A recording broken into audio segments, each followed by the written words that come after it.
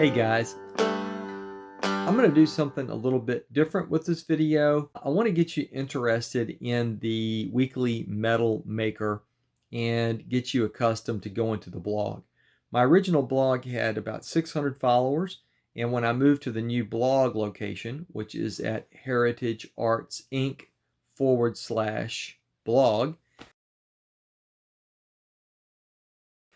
very few people followed me from the old blog to the new location, which is too bad. But hopefully I can get some more traffic around the blog. Each week, each Saturday morning, I do the weekly Mettle maker. What's the Mettle maker? Well, mettle is an old-fashioned word for courage and toughness. And that Mettle maker has four aspects. The first is the self-defense aspect, has self-defense tips and training tips and so on. Fitness tips, ideas and insights, training things you can do, and so on. The third aspect is outdoor skills or survival skills and tips. And then the fourth is spiritual insights and spiritual guidance and tips. I want to do a video version of this week's Mettle maker. And this week's is called Quizzical. So this week there's going to be 4 quick quizzes. So let's run down the quizzes and let's see how you score. And this will be sort of like a video version of the written version. And if you find this fun, exciting, and interesting, then go to heritageartsinc.com/blog and follow the blog on your blog reader of choice, or just go there once a week. I don't know. All right, so the self-defense quiz is 12 questions. I want you to keep track of your points on your fingers and see how you score. Hopefully you get at least 7 points. If you get, it's 13 questions. If you get all 13 right, that's an A+. All right, so count your points. Can you safely change a flat tire in your car? Yes is 1 point. The best predictor of future behavior is past behavior. So you need to make sure that you're hanging out with people that won't get you in trouble from a self-defense perspective. How many friends do you have in your inner circle who have been instigators of violent altercations? If your answer is 0, that's a point. Question 3, do you wear earbuds or headphones in public places while you're walking, jogging, shopping, training, etc.? If you answered no, that's a point. Question 4, how do you pass the time while waiting for things in a supermarket line, in a waiting room, for a doctor's appointment, etc.? If you answered people watching or striking up conversations with strangers, then you can take 1 point. But if you answered playing around on your phone or playing your Nintendo Switch, then that's 0. Number 5, can you picture in your mind at least 2 exits from your place of work? If your answer is yes, take a point for that.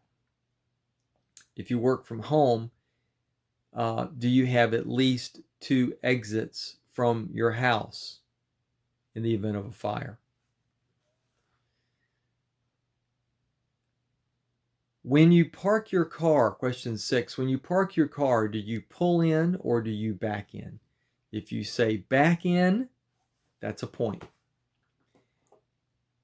By what criteria do you pick your seat in a restaurant? If you answered view of the main entrance, the proximity to an exit, or by noise level, then take 1 point. But if you answered at random or furthest from the kitchen or something like that, 0. When was the last time you changed the oil in your car? If your answer is less than 6 months ago, take 1 point. Breaking down is very dangerous. Now, question number 9. What's the last thing you do before you leave on a trip? If your answer is go to the bathroom or something like that, then the answer, or check the stove, then 0 points for you. Your answer should be making sure that at least 2 different people know where you are going and when to expect you home. Question 10. How many of the following things do you have in your purse? And you better have at least 3 of these items in your purse or pocket right now. A lighter, a flashlight, a knife, and 20 bucks cash. You should always make sure you have those things on your person at all times. Number 11. How much gas is in your car's gas tank right now? If you answer 1/4 of a tank or more, take 1 point. Question 12. How many of these things do you have in your car right now? And if you can answer 5 or more, you get 1 point. Blanket, stocking cap, water, snacks, a lighter, and a tow rope or chain, and a first aid kit. If you have 5 or more of those items, take 1 point. How much food do you have in your home pantry? That is dry goods. Do you have a month or more of food? If the answer is yes to that, then 1 point for that. So now total up your score. If you got a 7, then or more, you passed. A 10 or 11 points would be a B. 12 would be an A. 13 would be A+. Here's a quick fitness quiz. Most people are training in the red line too much. In other words, they're pushing it to the max too often in their training. And so that overtraining has a very, very negative consequences long term. So how do you determine if you're overtraining or if you're in the red line too often? Well, here's a quick quiz that'll help you determine that. Answer these 5 questions and let's count the number of yeses. All right. Have you had 2 or more training injuries in the last 3 years? All right. Have you had more than 1 bout of tendinitis in the last 3 years? In the past month, have you been so sore from training that it affected your choice of activities? So in other words, were you so sore after training? Have you been so sore after training in the last month that you couldn't do something you wanted to do? All right. Have you taken over-the-counter pain relievers after a training session in the last month? And then question 5, are you sore or injured right now? So right now, are you sore or are you suffering from an injury at the present time? If you answered yes to 3 or more of these questions, you might be overtraining. And by the way, you can sign up. It's free for the Heritage Arts Fitness Program. We will help you design a fitness program that suits your needs and guides you through towards your fitness goals. Maybe I don't mention it often enough, but Heritage Arts Incorporated is a 501c3 nonprofit educational charity. So all the things we do are free. And then here's your survival or your fitness, your survival fitness quiz here. Do you know the survival formula? So what are the things that you need to secure first in a survival situation? There are 7. And those things are like, shelter, fire, that sort of thing. Do you know what those things are? I'm going to list those at the end. Maybe I can keep you hooked until the end of the video. So we'll save that one for the end. How about that? Now, here's the spirit question I have for you. This little a nice little quiz. What's your purpose? What's your purpose as a person? Everybody has a purpose, even if they don't realize what it is. So maybe you should sit down and think about your purpose. What are you working toward? Or what are you working for? Are you trying to get to the next payday, the next drink, the next drug score, the next sexual score, the next sexual partner, the next delicious meal, the next gadget, the next toy, the next video game, saving up for that next car or motorcycle or vacation home? Are you working for your next promotion or your next trophy, your next ribbon, the next touchdown? Now, when you have that purpose figured out, and after this video is over, sit down and think about what that purpose is. Write it down and look at it. And then when you have it all figured out, what is it? Is it finite? Is it a tangible thing like all the things I just listed? Or is it something infinite? Like being the best parent you can be, or the best husband that you can be, or the best citizen, or the best servant of God that you can be.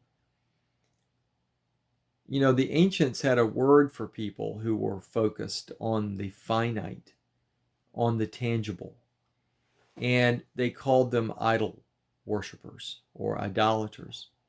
And universally, the ancients believed that if you worshipped idols, you were going to hell. Now, did they mean hell literally, or did they mean it figuratively? And I think that to some extent is a false dichotomy, because if you worship the things of this world, if you are an idolater, then you are somewhat or some extent in hell already.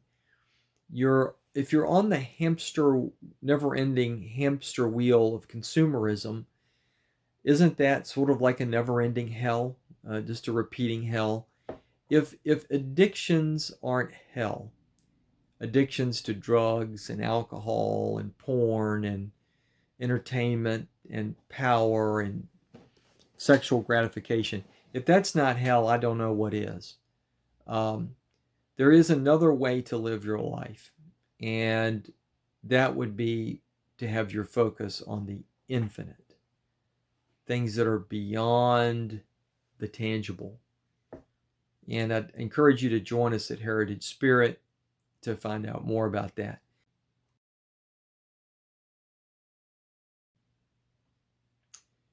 All right, now we'll go back to that survival quiz.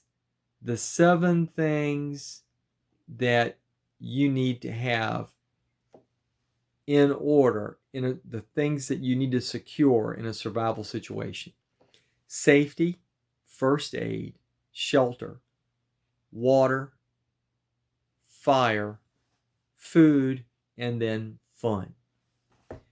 So first, get out of danger. Be away from any imminent threats. Second, treat any injuries using first aid. Third, make sure you have shelter. And this is not just from weather. This is shelter from other dangers, any and all other dangers. So not just from the weather, but secure shelter from predators, dangerous people, electric shock, flood, whatever the dangers are in the area. After shelter, then you need a source of water. You need to begin to secure access to water. 3 days without water and you're dead, period. After water, then secure fire. Fire is great because it gives you access to food. You can cook food, you can have light. Fire is security, fire is warmth. And once you have a fire, that's what makes a campsite. So if you have fire, then you have security. Then after fire, then you can begin to secure food. And then lastly, fun. Um, Negativity, hopelessness, and fear will wear you down in a self-defense or survival situation. So when all your needs are met, entertain yourself. Um, Weave a basket. If you have all those things done, play a game, um, whittle something, do something, but keep yourself engaged in your environment and entertained, and keep your attitude positive by having a little fun if you can, once you've secured your other things. I hope you found these quizzes interesting and engaging, and I hope you enjoyed them. And if you did, then consider following this YouTube channel or following my blog at heritageartsinc.com/blog, and then also the Heritage Spirit at heritageartsinc.com/spirit. Thanks for watching. Take care.